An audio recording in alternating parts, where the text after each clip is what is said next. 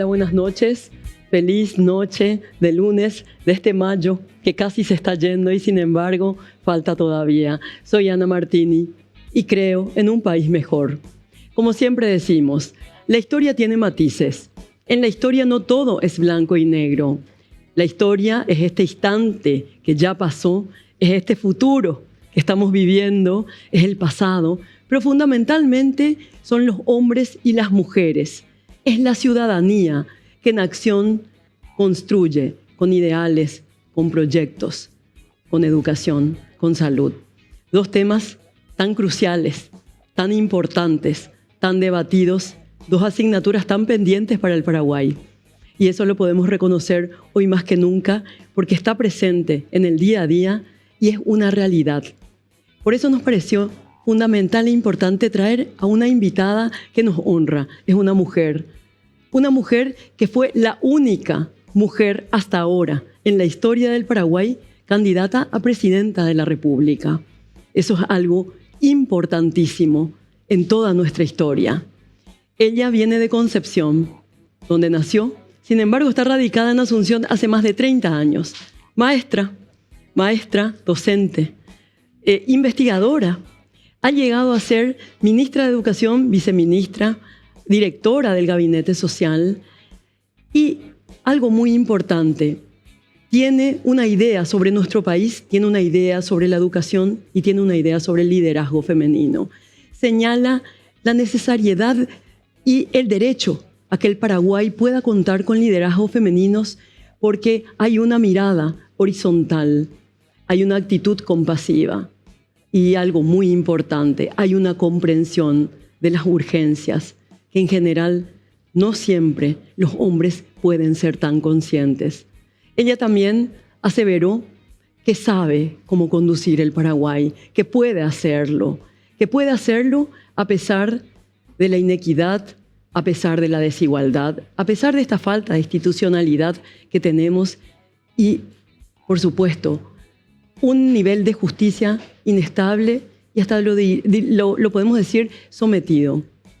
Ella viene de Concepción, como les dije, y contó en una entrevista, porque leí mucho sobre ella, contó en una entrevista que desde joven quiso dedicarse a la política y que su padre le señaló que era importante la educación, porque la política es el bien común y que con la educación se logra que la ciudadanía pueda formarse, pueda leer para poder expresarse y desarrollar ese bien común.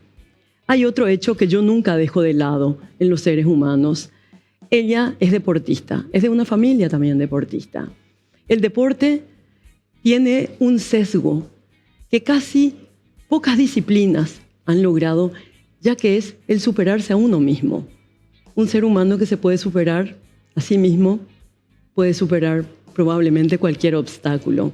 Es un honor y nos sentimos dichosos y agradecidos con la presencia de la doctora Blanca Ovelar. Muchas gracias, Blanca, gracias por estar.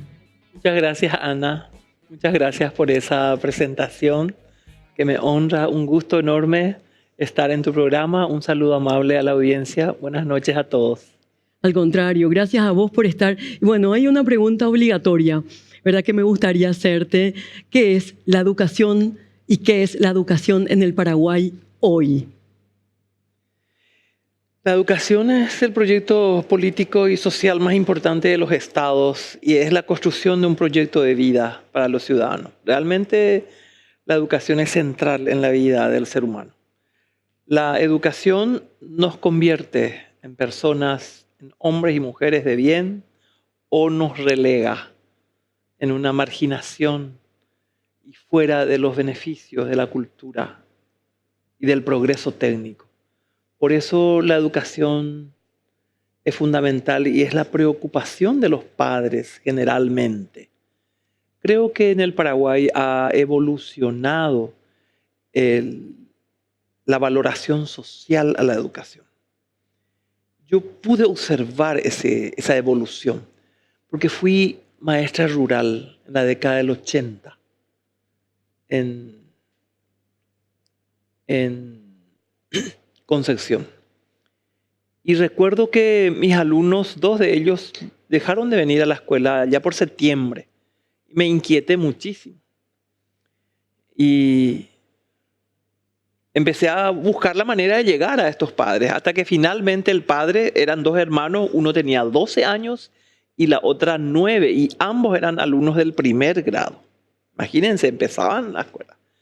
Y aprendieron a leer y ya leían bien en septiembre cuando dejan la escuela. Y yo me preocupo mucho. Finalmente logro que el padre venga a la escuela para poder conversar con él. Y le expresé mi preocupación de por qué dejan la escuela. Y me dice el señor, muy majera, ya saben poner su nombre. Nosotros eso nomás necesitamos. Yo solo sé poner mi nombre y vivo muy bien. Entonces yo necesito que eso, y ahora les necesito para recoger el algodón. Entonces ya no pueden venir. Recuerdo que yo me sentí tan triste. El varón se llamaba José y la niña Cornelia. Los recuerdo muy bien, sus rostros los recuerdo. Eran mis alumnos. Y pasó el tiempo, las circunstancias de la vida me puso a ser ministra de Educación 25 años después. Y vienen junto a mí, todos los días yo recibía delegaciones, la reforma en expansión, del acceso a la educación. Y nunca voy a olvidar una de las manifestaciones más ruidosas allí en la calle Aedo. Ya yo me había mudado en el edificio del Banco de Trabajadores, porque estando una noche a las 11 de la noche en el edificio de Chile, donde era mi despacho, ahí sobre la calle, se cae un pedazo del cielo raso por mi escritorio. Eran las 11 de la noche y yo seguía trabajando. Y nos asustamos todos mis colaboradores y vienen los arquitectos y me dicen, tenés que salir de acá. Bueno, entonces yo ya me había mudado en el edificio del banco donde hasta ahora sigue estando el MEC, y vienen una manifestación y cierran la calle. Y se sube, bueno, yo llamo a los líderes y les digo, bueno, vengan acá, voy a conversar con ustedes. Y me dice uno de los campesinos, era de un asentamiento de San Pedro. Me dicen, ministra Orendoro como hay coahuinereme eino orebe la 7º, 8º a 9º grado la ore asentamiento. 6º grado pevero huereco, la ore mitacuera hoja samana la 7º pe, dore coi roñe punu ana ore. Hoy o terminamos ya por un año y que ana la. Ore ministra ro eponatan de ore tabu y la ore moriaju. Anahi abemai ore cuera pecha o tirir.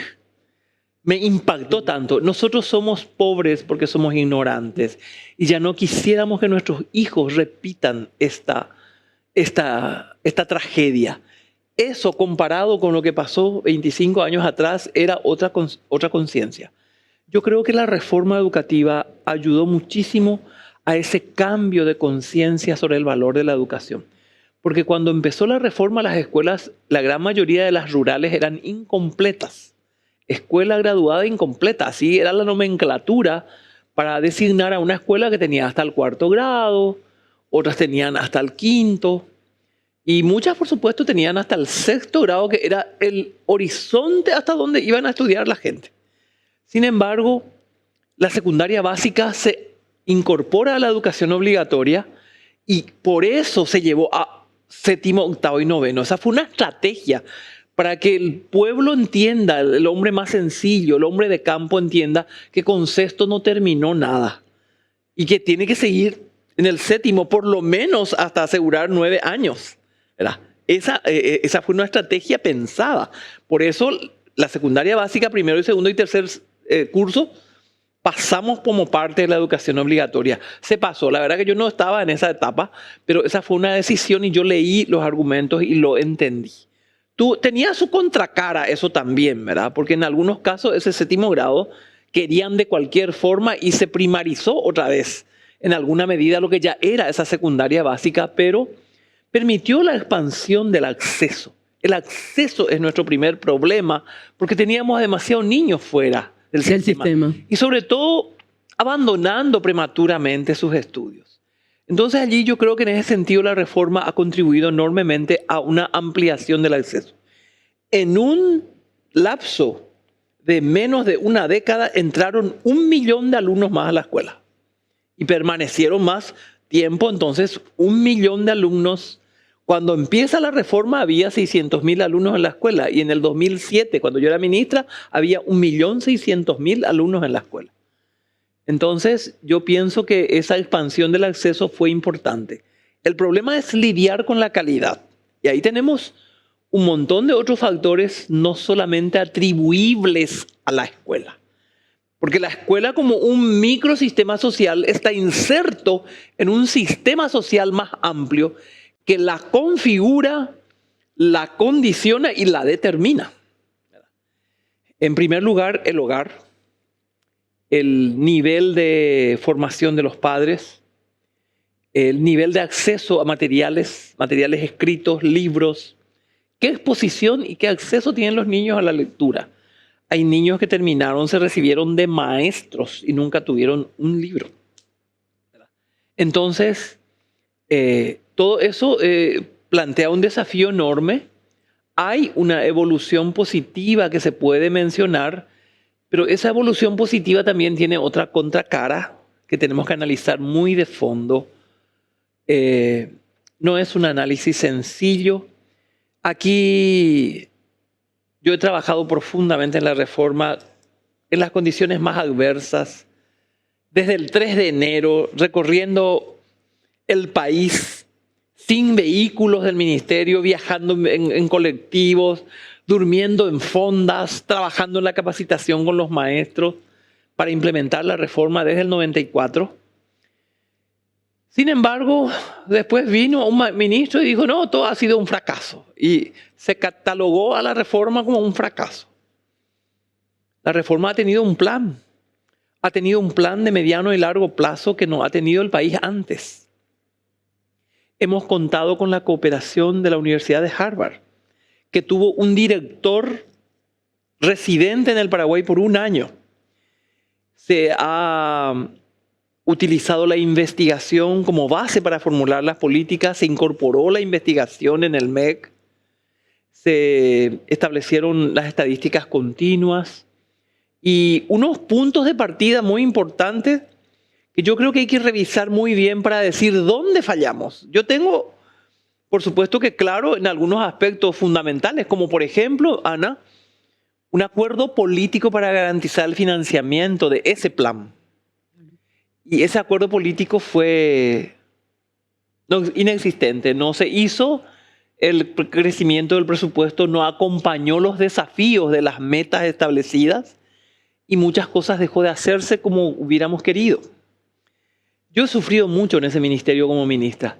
Tenía unos recursos limitados y quería alfabetizar a los niños en la primera infancia.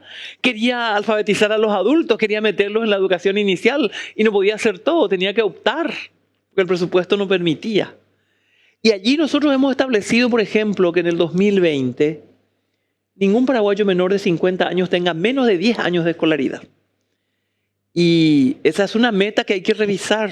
Los años de escolaridad en el Paraguay crecieron más aceleradamente que en otros países de Latinoamérica desde el inicio de la reforma. Pero hay un estancamiento. Hay un estancamiento y hay cuestiones muy de fondo con la calidad. La calidad en términos de los saberes que los niños tienen que adquirir año a año, promoverse año a año y tener las competencias que tienen que tener para cualquier futuro. No importa si voy a trabajar en el campo, si voy a ir a la universidad, o si voy a ser emprendedor, o si voy a ser un empleado en alguna fábrica. No importa el futuro, hay un conjunto de competencias esenciales que la escuela tiene que asegurar. Y nuestra escuela no asegura eso. ¿Y por qué no asegura? Y hay muchas razones. Y muchas de ellas están ligadas incluso a la condición social de las propias familias. Hay investigaciones que revelan que en la primaria solo el 40% del rendimiento académico está explicado por el papel de la escuela. El 60% está explicado por otros factores ligados como la educación de los padres, los hábitos de la casa, si el niño tiene una página escolar en su casa, si qué alimentación tiene. ¿Cómo vienen a la escuela? ¿Cómo están sus condiciones de educabilidad a la hora de ingresar a la escuela? ¿Traen algunos hábitos ya mínimos, básicos, de higiene, de descanso y sueño adecuado, de alimentación oportuna? Todo eso juega un papel muy importante y allí las políticas sociales tienen que integrarse con mayor solidez en un Estado que piensa en su primera infancia, que piensa en sus niños, que piensa en su adolescente. Hay cosas importantes que se han aprobado y lamentablemente muy mal implementados. Hay serios problemas de corrupción, como por ejemplo la ley del FONACIDE, que ha sido una maravilla, que recibimos un recurso, que se decidió destinar una parte importante a la educación. Sin embargo, no produjo la mejora que podía haber producido mejor administrado. Entonces, son como muchos temas que tenemos que abordar para profundizar. Y una de las cuestiones en este marco de la debilidad en la implementación, hay un tema para mí central: la rectoría del Estado, a través de su órgano competente, que es el Ministerio de Educación, que se debilitó, se vació de conocimientos, se vació de inteligencia y se terceriza ahora. No. Necesitamos recuperar un ministerio más inteligente. Hoy, por ejemplo, no tenemos un ministerio de técnicos en las áreas curriculares. Los técnicos del nivel que se tenía en el inicio de la reforma, que pensaron la reforma, que elaboraron los delineamientos curriculares y elaboraron los programas. No tenemos. Se jubilaron mucha gente buena y en su reemplazo no entró nadie. En su reemplazo se usó el rubro en algún otro lado. No entró alguien de su mismo perfil para las matemáticas, para las ciencias sociales, para las ciencias naturales. A mí me desespera cuando miro el plantel de currículum y digo, ¿qué ha pasado de toda esa gente que estaba? Esa es una cuestión central que muy pocos saben, porque tenés que conocer de fondo para que puedas saber, ¿verdad? Muchos ministros han venido y no tienen idea lo que significa una dirección. Ese es el cerebro del ministerio. El cerebro del ministerio. La gestión de la merienda, de las construcciones, todo eso es una cuestión periférica. El cerebro es el currículum. Y allí se descuidó. Expertos en desarrollo curricular. Porque acá el problema es el curricular, si queremos apuntar a la calidad. El acceso, todo eso es muy importante. Necesitamos seguir expandiendo. Avanzamos. Nosotros teníamos 17% de los niños de 6 años en el preescolar en el 93. 17% de 6 años. Desde el 94 se baja a 6 años el ingreso al primer grado y se expande el preescolar. En el 2007 llegamos a 80% de los niños de 5 años en el preescolar público. Ese fue un avance. ¿Pero por qué 80? ¿Y por qué no el 100?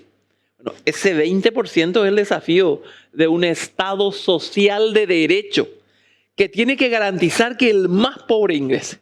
Ahí está el problema de la equidad. ¿Por qué no ingresa ese 20%? Ese está ligado a la pobreza más dura. Y no ingresa, no porque no haya escuelas probablemente, porque las escuelas se expandieron. Otro tema, se expandieron las escuelas. Yo abrí 400 escuelas de menos de 10 alumnos. Escuelas en estancias. Luego vinieron algunos ministros con visión economicista y dijeron, las escuelas que tienen muy pocos alumnos es un desperdicio el rubro, eso vamos a cerrar. Donde hay un niño, hay un derecho a la educación y hay que ponerle una escuela. Porque justo porque vive lejos, porque vive en una estancia con sus padres que trabajan allí, ¿por qué no van a tener una escuela? 410 escuelas unitarias de 3 a 10 alumnos yo abrí cuando fui ministra, porque teníamos que llevar el derecho a la educación. Y muchas de esas escuelas ahora cierran porque dicen que tienen demasiado pocos alumnos. Hay que garantizar un maestro. Porque no, la cuestión no es matemática, ni es de promedio, de número de alumnos, ni el promedio de número de alumnos en el Paraguay es bajo, pero ese es un promedio engañoso. Porque hay escuelas rurales que tienen 3 alumnos en el aula. Y en Ñemby, en Central, aquí San Lorenzo, Tonoró, los niños son 40, 50 en cada aula, ¿verdad? Entonces, es compleja la realidad. Necesitamos que quienes se ocupan de la educación, Ana,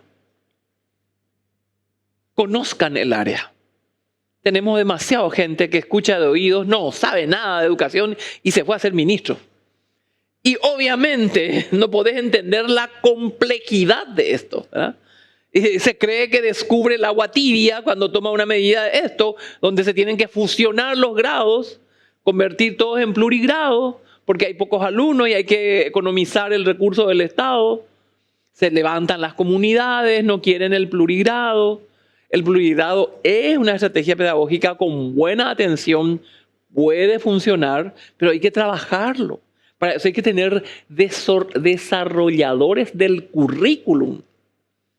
Curriculistas. ¿Dónde están? En este MEC no están. Yo no sé, yo creo que esta primera parte pasó sin que nos diéramos cuenta porque estamos escuchando respuestas. Eso es algo muy importante, estamos escuchando respuestas y sobre todo somos conscientes absolutamente de que es necesario que quienes estén al frente del Ministerio de Educación sean profesionales, que comprenden con solvencia y sobre todo que sepamos quiénes son. Mucha gente me dice, yo actualmente ni sé quién es el ministro o la ministra. Vamos a un breve corte, enseguida volvemos con la doctora Blanca Ovelar.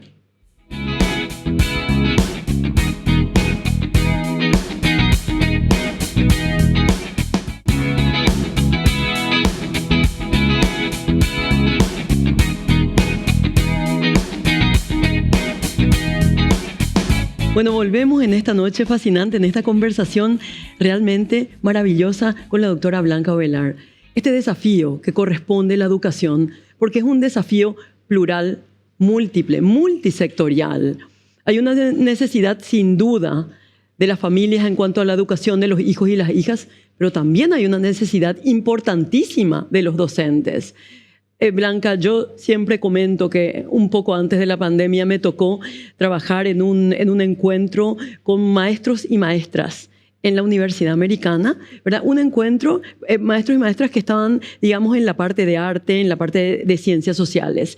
Y me llamó poderosamente la atención, ¿verdad? Cuando yo trabajé en el ámbito de la historia cultural, un poco la historia social del Paraguay, y les pregunté a ellos, bueno, si ellos tenían claridad de su propia historia y si esa historia era transmitida a los alumnos y las alumnas.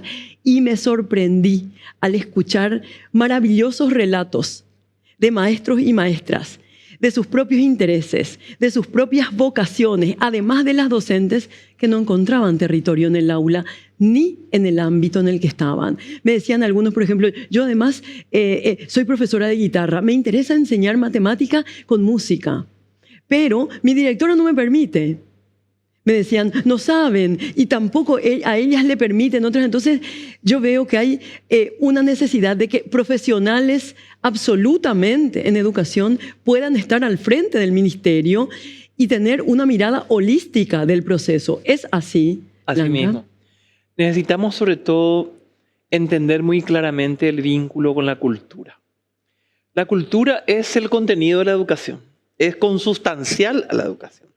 Necesitamos reatar ese vínculo con fuerza y necesitamos impulsar una culturización, valga la palabreja, ¿verdad? de los maestros, para que ellos sean los actores y promotores. Yo, un proyecto que tengo en la cabeza que no pude nunca hacer, que escribí en los programas de gobierno que me tocaron, me pidieron, pero nunca se implementó, es el de la escuela abierta los 7 días de la semana, donde los fines de semana los actores culturales de la comunidad vienen a la escuela y se le enseña al niño guitarra, danza, se les enseña natación, se les enseña deportes, y ese personal que viene el fin de semana es un personal diferente en términos de que son otras personas que se suman a los que están en la escuela, porque no le vamos a hacer trabajar de lunes a lunes a los maestros. Claro. Pero necesitamos abrir las escuelas a la cultura. Tener, por ejemplo, laboratorios de informática conectados con internet, donde pueden venir a participar de programas específicos de investigación, donde pueden venir a participar de programas deportivos, donde pueden venir a aprender canto, a aprender teatro, a aprender música, deporte. Imagínense ustedes cómo vamos a tener ocupada nuestra juventud y cómo vamos a promover en las escuelas. Ni siquiera pretendí yo hacer en todas las escuelas.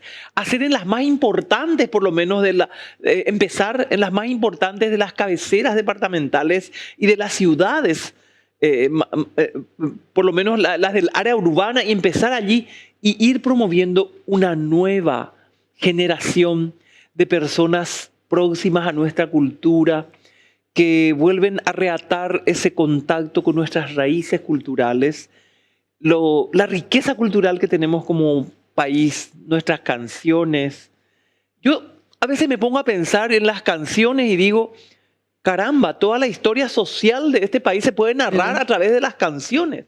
Cada una de ellas tan bellas todas nuestras canciones, nuestras polcas, nuestras guaranias, que relatan el sufrimiento, las penurias, los dolores, las alegrías y las glorias de esta patria. Que podemos inculcar eso a nuestros jóvenes, hacer que amen la cultura, que desarrollen su talento. Van a ser mejores alumnos, van a ser personas más plenas, van a desarrollar sus intereses, sus vocaciones. Y eso hay que vincular con la escuela. Solo vinculando con la escuela vamos a poder hacer.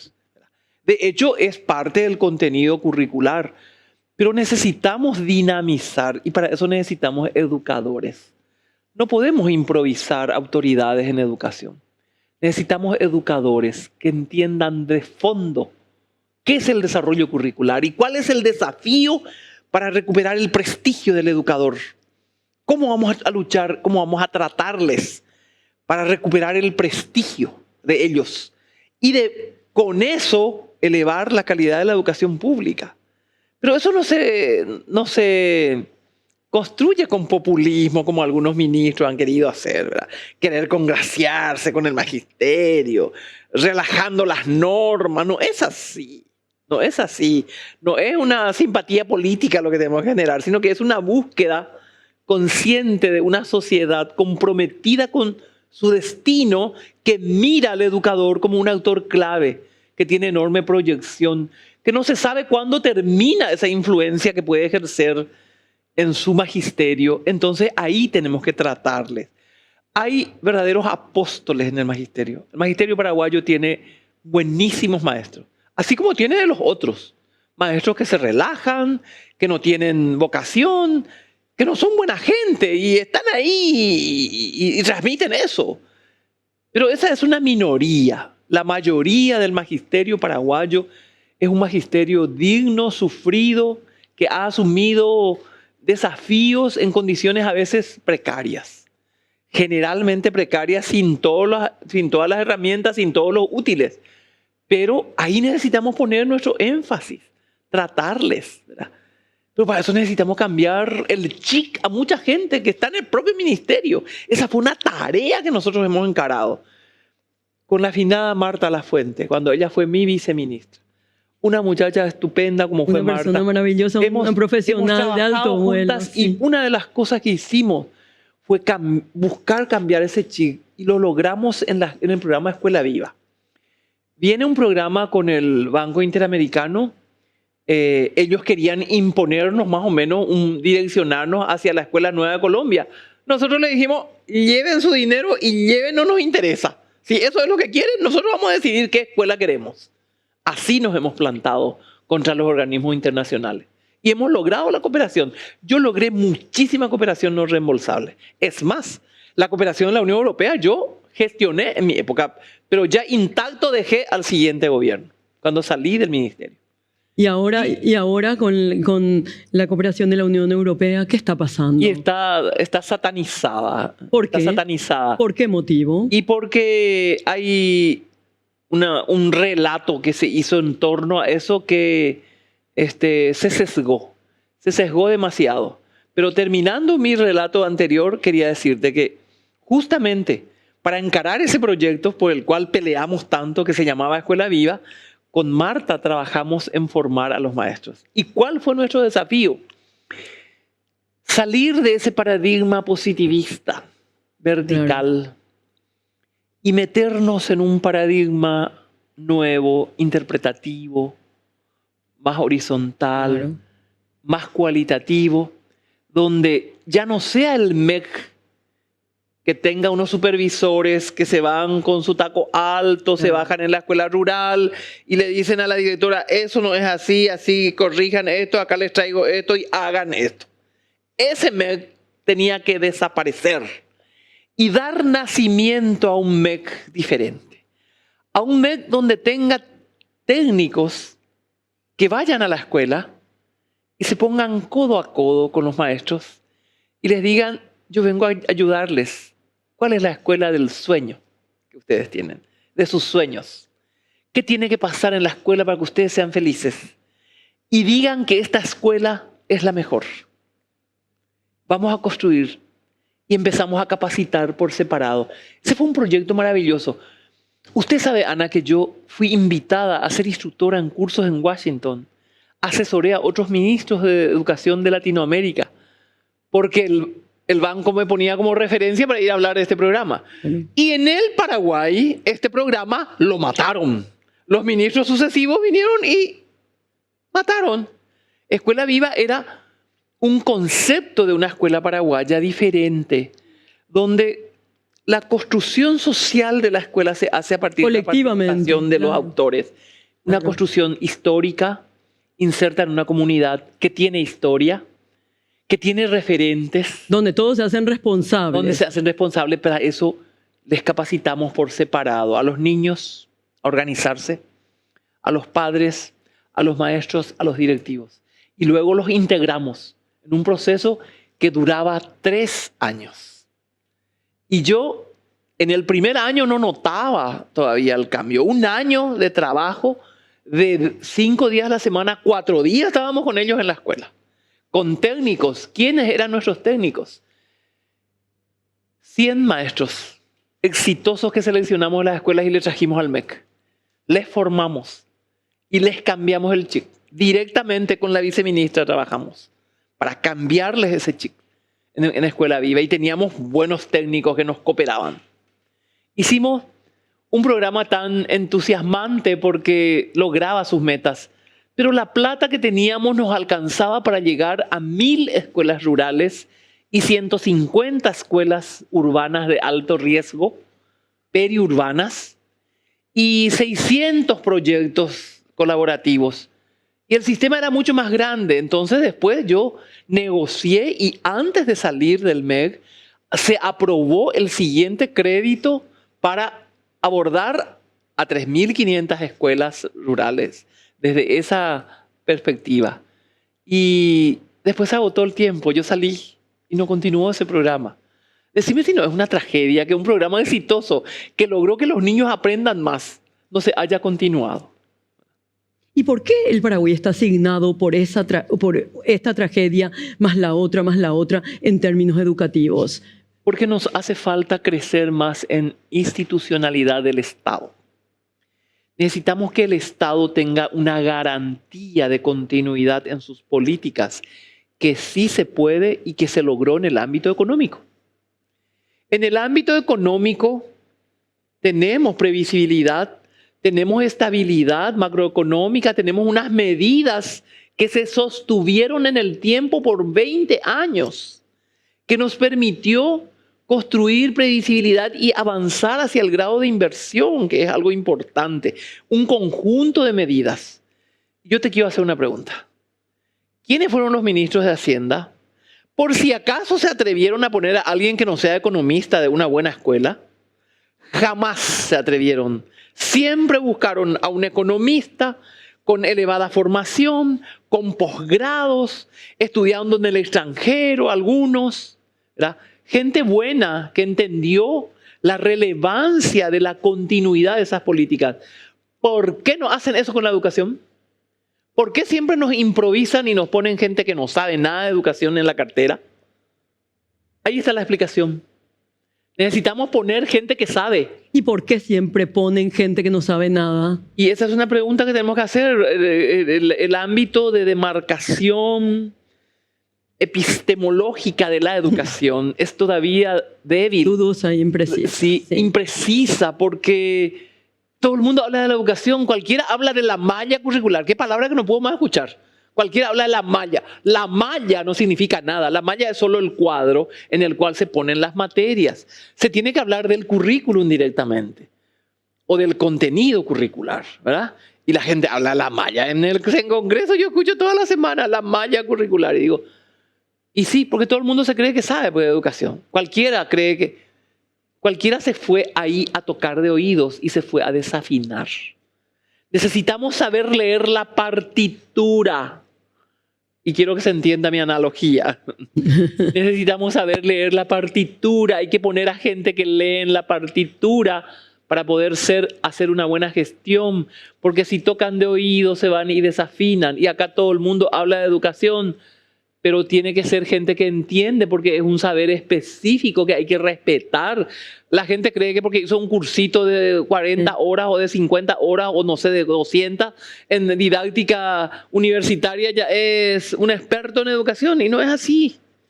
La educación tiene una especialidad clara, hoy cada vez más compleja, porque encima es una de las ciencias que más recibe el acopio de otras ciencias para entender la naturaleza compleja del ser humano en primer lugar, que es el sujeto que aprende. Del ser humano, su configuración biológica, fisiológica, psicológica, cómo aprende, la que dicen las teorías del aprendizaje, ¿verdad? Y cómo se encuentra, qué dice el contexto, cómo influye el contexto, la sociología de la educación, la biología, la psicología, todas aportan, pero la educación propiamente es un ámbito específico que recibiendo el aporte de todas esas ciencias construye un ámbito del saber que requiere ser profundizado. Hace unas décadas, en las universidades todavía incluso más prestigiosas del mundo, se hablaba todavía del licenciado en ciencias de la educación, como si fueran las ciencias auxiliares que aportan a la educación. Hoy por hoy, los doctorados son en educación, porque ya es un campo específico que requiere experticia. ¿O por qué cree usted, Ana, que los profesores de la Escuela de Derecho de la Universidad de Harvard estudian para ser profesores y están en un proceso de actualización permanente como docentes? ¿O por qué cree usted que hasta hace, creo que poquísimo, Noam Chomsky, que es un lingüista, era profesor de tiempo completo en el MIT, en el Instituto Tecnológico de Massachusetts, la escuela más importante de ingeniería? Tenía un profesor estelar allí que era un lingüista, sociólogo, ¿verdad? Como Chomsky, Noam Chomsky, sí, a veces me cuesta pronunciar. Pero qué fantástico, qué lecciones, ¿verdad? Entonces necesitamos profundizar la comprensión de la educación como un fenómeno social individual, como un proyecto político de un Estado y de la sociedad en favor del destino de la gente, del destino de esa nación. Y ahí necesitamos experticia. Ojalá en el nuevo gobierno se ponga gente que entiende. Porque esta es una necesidad urgente. Gente que tocan de oído, yo le voy a criticar. Porque es una necesidad urgente. Es urgente. Así como yo siempre digo, no van a atreverse a poner a un economista, y hay economistas que quieren ser ministro de Educación, ¿verdad? Yo no aceptaría nunca ser ministro de Hacienda, nunca, ¿verdad? Porque no podría hacerlo, por más de que tenga una formación de Estado. Bueno, asimismo, respeten el ámbito de la educación, respeten la educación. Yo le quiero decir al nuevo presidente que respete el ámbito de la educación, que ponga educadores, pero no cualquier educador, educadores con formación de Estado. Hay buena gente en el Paraguay. Bueno, este fue un mensaje claro y yo creo que la ciudadanía se une, tengo la certeza que se une a este mensaje, a este pedido, a esta solicitud. Vamos a un breve corte, enseguida volvemos a este programa que se va tan rápido, lastimosamente. En breve estamos de vuelta.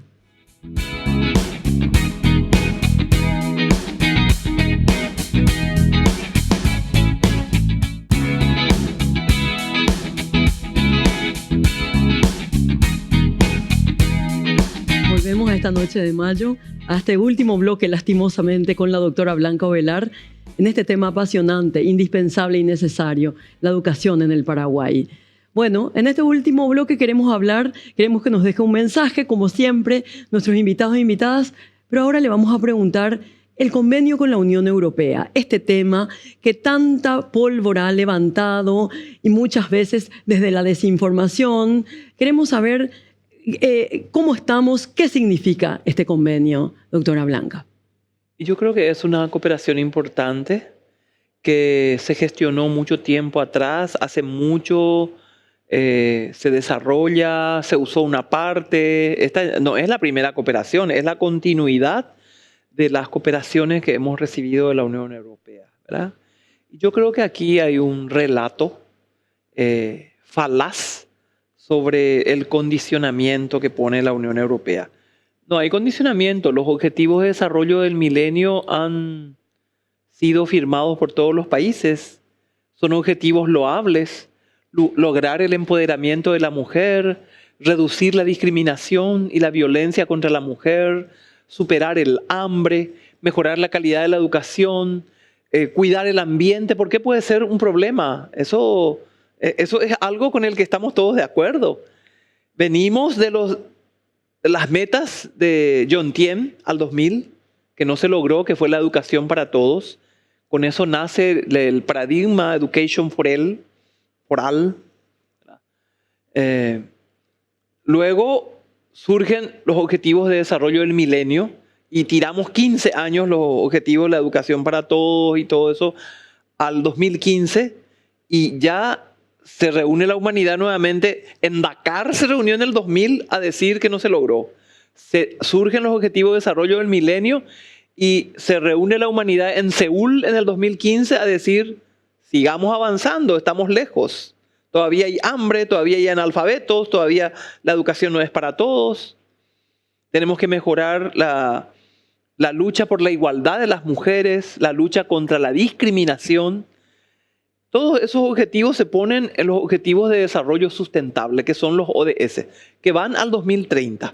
Todos los países suscriben eso y las Naciones Unidas, obviamente, que orienta la cooperación que surge en el marco de los países más desarrollados con los países menos desarrollados, tiene su opinión en relación a orientar esos recursos hacia el logro y la consecución de esas metas.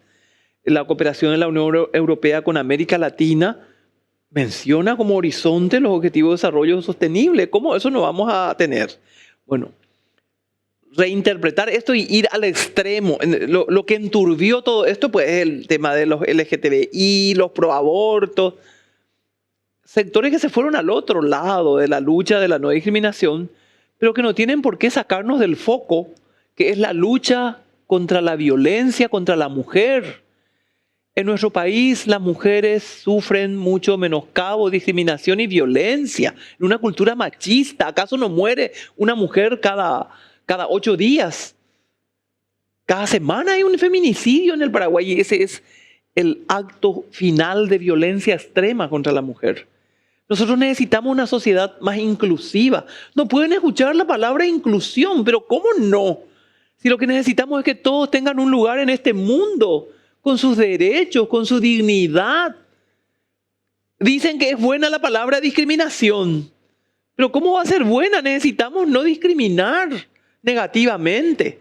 En todo caso, hagamos discriminación positiva hacia los más pobres y démosles más oportunidades para equilibrar la balanza, ¿verdad? Necesitamos realmente luchar por una sociedad más justa, una sociedad más humana, donde nadie quede atrás, donde todos tengan oportunidad de desarrollar su potencialidad y vivir dignamente. Eso nos va a dar la educación y el conjunto de políticas sociales que los estados tienen que garantizar. Cooperar con eso es lo que hace la Unión Europea. Y es mentira que se obliga a que en el currículum se enseñe a la nena a ser varón y al varón a ser nena. Eso es un disparate. Nadie puede venir a decirnos quién nos va a enseñar eso. No, eso no se enseña. Los paraguayos decidimos qué currículum enseñar. Es mentira. Esas son realidades de otras sociedades donde a muchos se les perdió la pelota, ¿verdad? Y no saben para dónde ir. Pero está todo muy claro respecto al respeto a la Constitución, a nuestras leyes. La Constitución dice claramente cómo es la familia, la integración de la familia, ¿verdad? Que da claramente un rol al padre, a la madre. ¿Por qué vamos a confundir y mezclar ese relato? Eso se hizo muy interesadamente con fines proselitistas, de un sector ultra radicalizado de la derecha en la sociedad que no quiere hablar de inclusión. Porque ahí tenemos que incluir sobre todo a los pobres, a los miserables, a los que viven mal, a los que viven marginados de esta sociedad, porque la pobreza les expulsa y les deja al costado. A ellos tenemos que incluir. Entonces la palabra inclusión es una buena palabra.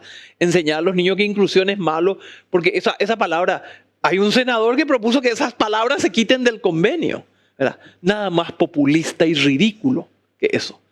La cooperación es importante, nosotros necesitamos cooperación para salir adelante. Necesitamos usar mejor los recursos también con mayor transparencia. Los recursos del FONACIDE, muchos no se han usado bien. Hay muchas denuncias, hay mucho desvío, no se ve una mejora significativa de las cuestiones edilicias y sin embargo solo el 25% del fondo de FONACIDE representa 5 veces más de lo que el Estado se endeudó en 15 años para hacer la reforma. Esas cifras tiene que manejar la sociedad para opinar. Necesitamos seguir informando a la sociedad. Hay mucha gente de buena voluntad que es engañada, ¿verdad? Nosotros no podemos enseñar en nuestras escuelas a los niños para que sean homosexuales. Eso es un disparate. No se puede enseñar eso. Claro. Tenemos que enseñarles a desarrollar. Las ONG siempre existieron. Yo cuando fui ministra sabía cómo administrar. Se iban, aceptaban las cooperaciones que yo decidía como ministra en función a las metas de Estado que teníamos. Tenía una cooperación extraordinaria, por ejemplo, de la ONG Sumando, que trabajó muchísimo en alfabetizar y también en ofrecer formación alternativa a los que abandonaron la escuela. Yo recibí ayuda de ese tipo. Y no hay que satanizar. Por supuesto que hay algunas que son organizaciones de lucro sin fines. Claro. Pero hay otras que son buenas, que tienen gente buena, hay que saber discriminar. Para eso hay que entender, pues, de qué se trata. Solo quien entiende puede discriminar. Claro. Es lo que te dijo tu papá, ¿verdad? Sí. Que la educación también trabaja para el bien común. Así mismo, porque ¿verdad? Ayuda a formar el destino de una nación a partir del capital humano que acumula. Coste que este concepto uso siempre con reservas, porque el capital humano es un concepto de desarrollo que ha surgido donde se habla mucho de la educación para el trabajo. Claro. La educación es para el trabajo, pero no es solo para el trabajo. Es para la vida, es para vivir una vida plena, feliz, para disfrutar y gozar de la cultura, para poder construir un proyecto de vida y salir adelante, ser un ciudadano que piensa en su propia cabeza y no una hojarasca que la arrastra cualquier mesiánico. Para eso necesitamos educar a nuestro pueblo. Cuando yo miro los temas que nos agobian cada día, me reafirmo cada día más en que más educación, y que la educación es lo que nos va a permitir salir adelante. Necesitamos seguir escolarizando a más gente que no salgan temprano de la escuela. La CEPAL dice que necesitamos un piso de 12 años de escolaridad para tener 90% de posibilidades de escapar de la pobreza en el curso de la vida. ¿Cuál es la edad en la que más estamos expuestos y somos más vulnerables de caer en pobreza? La tercera edad. Porque allí ya nuestras fuerzas disminuyen, no podemos luchar y ya tenemos los efectos de los años en nuestro cuerpo. Tenemos que medicarnos y ahí necesitamos. Entonces en nuestra juventud en nuestra infancia y juventud tenemos que potenciar nuestro desarrollo, nuestra capacidad. Y eso tenemos que hacerlo en la educación y después por toda la vida. Claro, la educación ahora es continua, ¿verdad? Absolutamente. Es un desafío. Nada es más placentero que poder tener el tiempo de descubrir y redescubrir nuevos saberes que hay hoy con el avance de las ciencias, que realmente nos presenta un panorama tan prometedor, pero a la vez tan desafiante, porque conforme se avanza, y tomo un ejemplo, el tema de la informática, Sí, del uso de las redes, de Internet y todas las posibilidades educativas, de información y de crecimiento que hay ahí. Cuanto más eso crece, también más grande es la brecha si la pobreza impide acceder a eso. claro.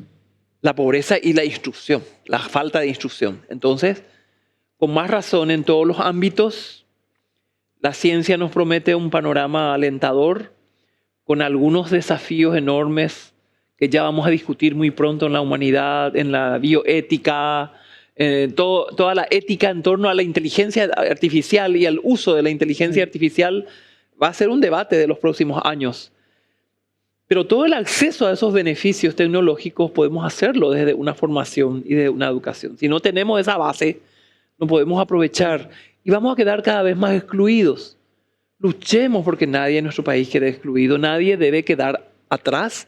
Ese es el lema de los ODS, tan satanizados por este grupo Desinformado, de ¿verdad? desinformados, gente de buena voluntad. Uno habla así y la gente te reta en las redes porque estás a favor de los gays. Por favor, pueblo paraguayo, despertémonos y no nos dejemos engañar. Nosotros somos los dueños de nuestro destino. Nosotros vamos a decidir. Sigamos luchando y educándonos. Eduquémonos. Todos los días.